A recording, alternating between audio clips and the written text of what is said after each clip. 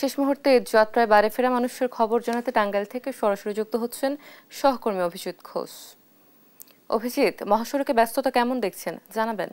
জানি যে ঢাকা টাঙ্গাইল যমুনা সেতু মহাসড়কের গত কয়েকদিন আগের ঈদ যাত্রা স্বস্তিতে থাকলেও গতকাল রাত থেকে আপনি আমার পিছনে দেখতে পাচ্ছেন যে এই মহাসড়কটিতে প্রায় 14 কিলোমিটার এলাকা জুড়ে যানজটের সৃষ্টি হয়েছে এবং এই যানজটের কারণে এই উত্তরবঙ্গের ঘরমুখী মানুষের ভোগান্তি বেড়েছে। যদিও গত কয়েকদিন আগে এই ভোগান্তি ছিল না, হঠাৎ করেই গতকালকে রাতে থেকে এই পরিবহনের চাপ বেড়ে যাওয়ার কারণে এই মহাসড়কটিতে যানজটের সৃষ্টি হয়েছে এবং প্রশাসন বলছে যে যেহেতু ঈদ যাত্রার শেষ দিন, তো সেই ক্ষেত্রে এই মহাসড়কের পরিবহনের চাপ ছিল বেশি, যে চাপের কারণে এই মহাসড়কে যানজট হয়েছে।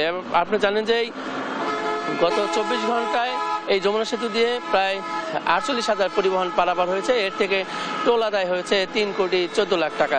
এবং আপনারা জানেন এই গত কয়েকদিন ধরে ছোট ছোট যানবাহনের সংখ্যা বেশি থাকলেও গতকাল থেকে এই মহাসড়কটিতে গণপরিবহনের সংখ্যা বেশি রয়েছে। পাশাপাশি ঢাকার যে সিটি কর্পোরেশনের যে গাড়িগুলো রয়েছে, সিটি সার্ভিস, সেই গাড়িগুলোও কিন্তু মহাসড়কে চলে আসছে, যে কারণে এই মহাসড়কটিতে এই পরিবহনের চাপ আপনারা দেখতে পাচ্ছেন যে দীর্ঘ একটা মাঝে মাঝে এই মহাসড়কটিতে এই যানজট একদমই সৃষ্টি হতে, পাশাপাশি এই কিছুক্ষণ পরপর আবার কিছু গাড়ি ছেড়ে দিচ্ছে। যদিও এই ঢাকা টাঙ্গাইল যমুনা সেতু মহাসড়কের এই রসুলপুর থেকে সেতু পুরো পর্যন্ত প্রায় 14 কিলোমিটার এই এলাকা জুড়ে কিন্তু ধীরগতি রয়েছে, পাশাপাশি কোথাও কোথাও যানজটের সৃষ্টি কিন্তু হয়েছে। আমরা কথা বলেছি এই মহাসড়কের যারা দায়িত্বপ্রাপ্ত পুলিশ সদস্য রয়েছে, তারা বলছে যে এই মহাসড়কের বাড়তি চাপের কারণেই কিন্তু এই যানজটের সৃষ্টি হচ্ছে, পাশাপাশি কোথাও কোথাও ধীরগতি রয়েছে।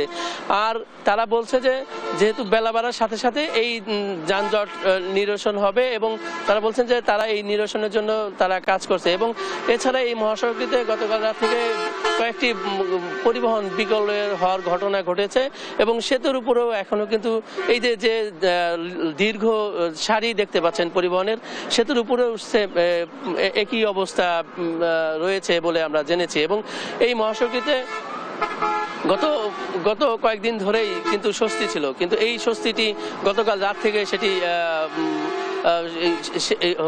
হয়েছে এবং বলছে যে এই মহাসড়কটিতে গতকাল যে যানজটের সৃষ্টি হয়েছে সেটি কিন্তু এই ভোগান্তির কারণে মানুষ কিন্তু এই ঘরে ফিরছে এই নিয়েছে। এবং এই ঢাকা টাঙ্গাইল যমুনা সেতু মহাসড়কের এই ছিল এখনকার পর্যন্ত সর্বশেষ। আমরা পরবর্তীতে আবার আপনার মাধ্যমে জানাতে পারবো। অতসী।